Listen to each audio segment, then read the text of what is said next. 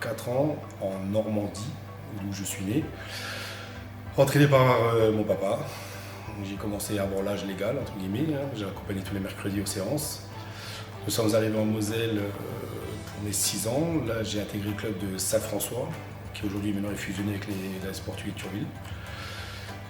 Jusqu'à la première saison minime, où là, j'ai eu la chance d'être recruté par le FC Turville. Je ne suis pas resté longtemps, question d'alchimie et de bonne entente. De là, je suis parti à Étanges-Grande, où j'ai vécu mes plus belles années de foot en tant que joueur, jusqu'à ma 3e année junior, où, comme tous les footeux, rupture des genoux, genoux foutu à 17 ans, et puis presque 18, ouais.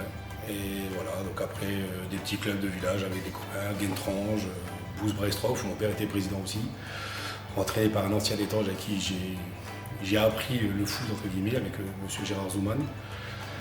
Et je suis arrivé à Volstroff parce que j'habitais juste un village à côté et puis j'ai amené mon fils ici par hasard et puis voilà.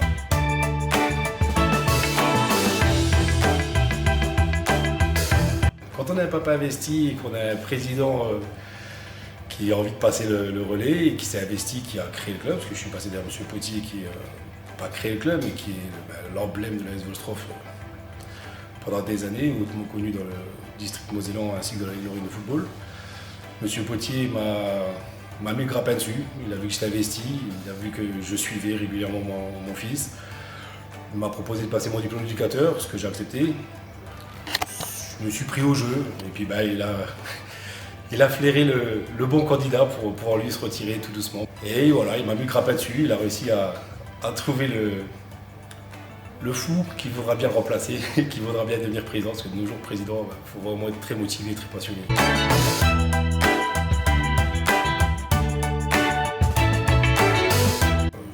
Lors de nos manifs, on a minimum 40 dirigeants et bénévoles investis.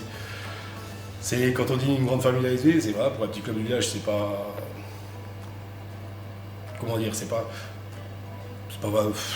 comme les gros clubs où c'est une vraie structure. Ici, c'est vraiment la bonhomie des gens, l'envie de donner de son temps, de se faire plaisir, de passer de bons moments ensemble et puis faire vivre le club. L'exemple en est que beaucoup de dirigeants et éducateurs sont des parents de joueurs.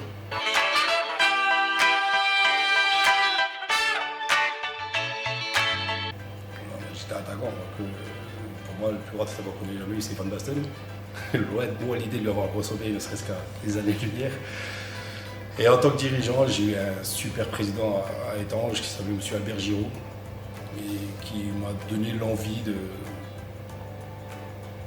prodiguer. Et un entraîneur aussi. J'ai eu Jean Besançon qui est maintenant président de la commission des arbitres. Et Jean Besançon m'a donné vraiment l'envie de transmettre.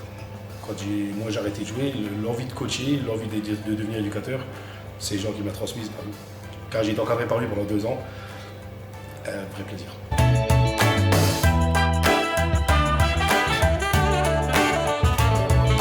C'est tout un tout.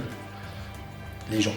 Rencontrer les gens et prendre beaucoup de plaisir avec des gens, des coachs, des entraîneurs seniors, des entraîneurs, des éducateurs de gamins.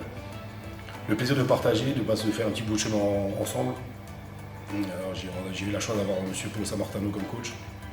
Il n'est plus parmi nous aujourd'hui, mais un grand monsieur du foot, connu dans le bassin turvillois, un monstre du foot et un super bonhomme, un entraîneur magnifique.